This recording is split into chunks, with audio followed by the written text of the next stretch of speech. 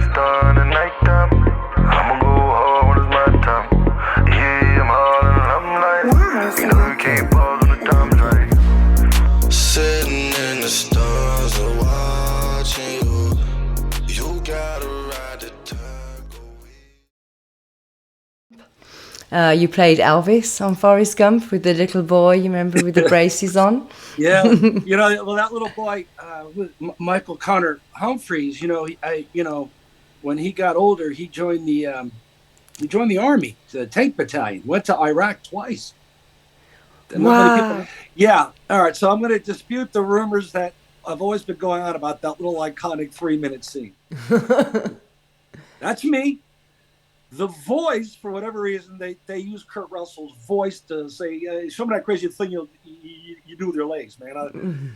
And then he breaks into hound dog singing, and that's me. That's my blur of a body in the background. That's Kurt talking, and then that's me singing. So the combination of the three of us created that role. It was a comedy. And one of the episodes we did, my character goes to South Dakota and he finds a camera. He goes out there taking pictures and everything. And he hears this shuffle in the bushes. And he's like, "Whoa, what was that?" Takes a picture and takes it back to this trailer and he starts developing it. And as he gets the photo gets bigger and bigger, he notices that he first thinks it might be Bigfoot because of that famous walk, that you always see on Yes.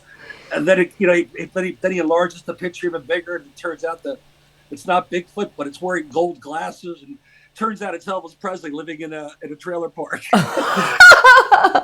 And this is again playing my goddamn age.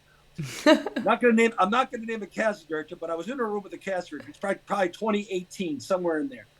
And I was auditioning for something, and then after we were talking, and I asked her, I said, "Hey, man, so it's like a bank robbery. I said, kind of like Dog Day Afternoon." And she goes, "Is that a dog kennel in Los Angeles?"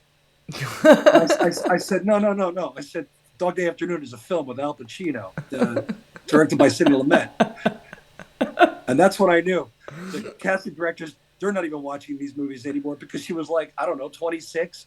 And I'm finding out that a lot of these casting directors today, you know what an old movie to them is? Dirty Dancing or Ghost. Oh my gosh. And Bruce Springsteen, who was from Freehold, New Jersey, would go into Asbury. That's why he's affiliated with Asbury Park. He wasn't from there. Mm-hmm. And it's ironic. He always, his earlier works, he was always writing about cars and motorcycles, but he didn't drive. He would hitchhike into Asbury Park because of the music scene. And in those days, a place called Convention Hall would have acts like Leonard Skinner, Led Zeppelin, right across the board, man, the Rolling Stones. Before them, it was, in the 50s with Dion and the Belmonts and right back to the jazz age of Count Basie and Duke Ellington. And that's this place called Asbury Park, New Jersey. It's very musically driven. And we explore that in this film. So writing this script, everything was a song to me. You can just call me.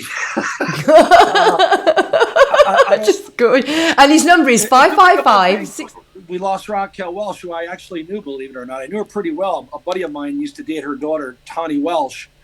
So I would go hang out at the house with them and my buddy, who was actually my best friend back in those days. And we'd go over Raquel's house and on the weekends and Raquel was a character. Not only, but I mean, she was in her late 60s, maybe early 70s, right? And she was absolutely stunning, of course. Even yes, beautiful, just a natural beauty, Yes. But she had kind of a rep. She had her friends there. She called me Dobson. She'd be like, "Hey, Dobson." I'd be like, "What?" She goes, "Over there, go." And I'd sneak over to the corner. I go, "What?" She goes, "Give me a cigarette, would you?" so I'd go behind her pool house, put up a couple of marbles. We'll play a little game here. You understand? And then a guy comes and says, "All right, I got to kill either the stranger or your dog. You're going to be stuck with one of them on the island." I'd knock him over the head with a hammer. Who would you shoot? The stranger. I know you would. I'm a bright star in the nighttime.